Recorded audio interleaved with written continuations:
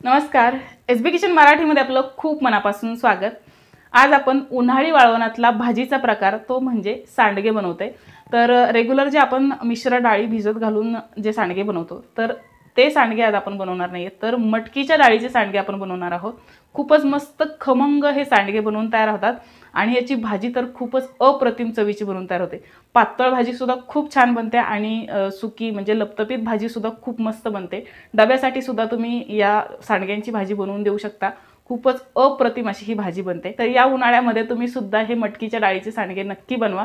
त्यासाठी ही रेसिपी शेवटपर्यंत पहा. रेसिपी तुम्हाला आवडली तर लाईक जरूर करा आणि अशाच छान छान रेसिपीज नेहमी पाहण्यासाठी आपल्या चॅनलला सबस्क्राईब केलेलं असेल तर पटकन सबस्क्राईब करा.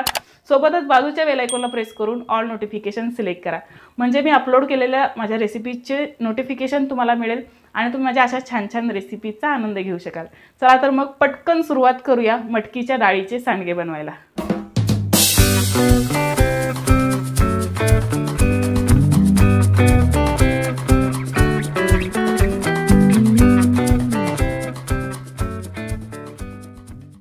तर आज आपण मटकीच्या डाळीचे सांडगे बनवतोय. तर त्यासाठी मटकीच्या डाळीचं पीठ मी इथे घेतलेलं आहे. तर हे पीठ तयार कसं करायचं, मटकीची डाळ घेऊन यायची दुकानातून आणि डाळ चांगली कॉटनच्या कापडाने पुसून घ्यायची. थोडंसं कोमट कापड केलं तरी चालेल. डाळ चांगली पुसून घ्यायची आणि दळायला द्यायची. दळायला देताना सांगायचं की आम्हाला सांडग्यांसाठी पीठ हवंय, तर ते बरोबर ठोकर दळून देतात. तर हे असं ठोकर असं दळून आणलेलं आहे आणि हे पीठ आपल्याला चाळून घ्यायचे आणि वरतून जे चाळलेलं असतं, चाळणीमध्ये निघलेलं असते जे डाळीचे कण असतात, तर ते आपल्याला एका प्लेटमध्ये काढायचे आणि हे पीठ आपल्याला असं सगळं चाळून घ्यायचं आहे. आणि प्लेटमध्ये काढलेली जी ठोकर डाळ आहे तर ती आपल्याला भिजत घालायची. तर हे असे रवाळ टेक्स्चरची डाळ आपल्याला ही प्लेटमध्ये मिळाली, तर ही आपण भिजत घालणार आहोत. तर साधारणतः 10 मिनिटासाठी आपल्याला ही डाळ भिजत घालायची. तर तुम्ही बघू शकताय पाणी थोडंसं जास्त घालायचं आणि ही डाळ आपल्याला भिजत घालायची.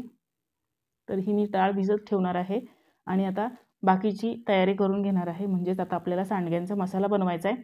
त्यासाठी 3 गड्ड्या लसणाच्या घेतलेल्या आहेत आणि 10 ते 12 हिरव्या मिरच्या घेतलेल्या आहेत. 1 चमचा धने घेतलेत आणि 1 चमचा जिरं घालायचं आहे आपल्याला. 1 चमचा हळद घालायची आहे आणि 1 चमचा मिरची पावडर घालायची आहे. तर पोह्यांच्या चमच्यानेच मी हे सगळे तुम्हाला सांगत आहे. आणि इथे हिंग घालायचे अर्धा चमचा आणि कोथिंबीर पण बारीक चिरून घेतलेली आहे मी. तर हे मिक्सरला आपल्याला वाटून घ्यायचं आहे. त्याची पेस्ट झालेली आहे. तर या पिठामध्ये आपल्याला हा मसाला घालायचा आहे. सगळा मसाला आपण या पिठामध्ये घालणार आहोत. तर आता हे मसाला आपल्याला पिठामध्ये चांगला मिक्स करून घ्यायचा आहे आणि यामध्ये बारीक चिरलेली कोथिंबीर घालायची. कोथिंबीर तुम्ही तुमच्या आवडीनुसार घालू पण शकता किंवा मग स्किप केलं तरी चालेल. यामध्ये चवीनुसार मीठ घालूया. तर साधारणतः 1 किलो डाळीच्या पिठासाठी मी इथे 1 ते 1.5 चमचा मीठ घातलेलं आहे. तर 1 चमचा आणि थोडंसं सपाट अर्धा चमचा घालायचं आहे मीठ आणि यामध्ये पाणी घालायचे. जे हे मिक्सरचं भांडं धुवून मी पाणी घालत आहे. मिक्सरच्या भांड्याला लागलेला मसाला वाया गेला नाही पाहिजे म्हणून मी भांडं धुवून घातलेलं आहे. आणि आता हा मसाला आपल्याला या पिठामध्ये चांगला मिक्स करून घ्यायचा आहे. पिठामध्ये मसाला सगळीकडे लागला पाहिजे, म्हणजे सांडगे छान खमंग अशा चवीचे बनवून तयार होतात. आणि आता थोडं थोडं पाणी घालून आपल्याला याचं घट्ट पीठ मळून घ्यायचं आहे. भाकरीचं पीठ आपण जसं मळतो त्यापेक्षा थोडंसं घट्ट पीठ मळायचं आहे. थोडं थोडं पाणी घालून हे घट्ट पीठ आपण मळून घेऊया. आणि आता हे जे आपण मटकीची जी रवाळ टेक्स्चरची डाळ आपण भिजत घातली होती ती सुद्धा यामध्ये घालूया. तर 10 मिनिटांनी आपण ही डाळसुद्धा घातलेली आहे आणि हे घट्ट असं पीठ मळून घेतलेलं आहे सांडग्यांचं. तुम्ही बघू शकताय 2 पोर्शनमध्ये मी हे पीठ मळून घेतले. आणि आता हे आपलं पीठ मळून झालेलं आहे. यावरती थोडासा ओला करून रुमाल मी झाकलेला आहे, कारण सांडगे घालायला खूप वेळ लागतो. तोपर्यंत हे पीठ सुकून जायला नको म्हणून ओलं कापड इथे आपल्याला या उंड्यावरती ठेवायचे. आणि इथे ताटामध्ये यशनी सांडगे घालायला सुरुवात केली आहे. तर मी त्याला सांडगे कसे घालायचे ते दाखवलं. त्यांनी सुद्धा मला मदत करायला घेतली. तर तो तिकडे ताटात सांडगे घालते, मी इकडे टेरेसवरती येऊन सांडगे घालायला घेतले. तर तुम्ही बघू शकताय हे असे आपल्याला सांडगे तोडायचे आहेत. तर सांडगे पटापट तोडता यावे म्हणून ना बोटाला थोडंसं पाणी लावायचं. बोटाच्या म्हणजेच टिप्सला थोडंसं पाणी लावायचं आणि हे सांडगे तोडायचे, म्हणजे पटापट तोडले जातात, चिकटत नाहीत, म्हणजे हे सांडगे तोडायला त्रास होत नाही. तर तुम्ही बघू शकताय असे आपल्याला हे सांडगे तोडायचे आहेत. तर यशसुद्धा वरती आलेला आहे आणि तोच माझा व्हिडिओ करतोय आणि यांनी सुद्धा सांडगे तोडायला सुरुवात केली, यशनी सुद्धा. तर आईच्या मागे मागे तर सगळं केलंच पाहिजे. ताटामध्ये त्यांनी सांडगे तोडून झाले त्याचे आणि इथे टेरेसला सुद्धा येऊन सांडगे तोडायला घेतले, तुम्ही बघू शकताय. तर हे असे आपल्याला सांडगे तोडून घ्यायचे आहेत आणि हे सांडगे आपल्याला साधारणतः 4 ते 5 दिवस हे सांडगे वाळायला लागतात. तर तुम्ही बघू शकताय सगळे सांडगे इथे मी घालून घेतलेले आहेत. सांडगे तोडायला जास्त वेळ लागतो, त्यामुळे तुम्ही सकाळी सकाळी हे सांडगे तोडायला घेतले ना तर तुमचं सांडगे म्हणजे संध्याकाळपर्यंत व्यवस्थित वाळले जातील, म्हणजे भरून ठेवायसारखे वाळतात.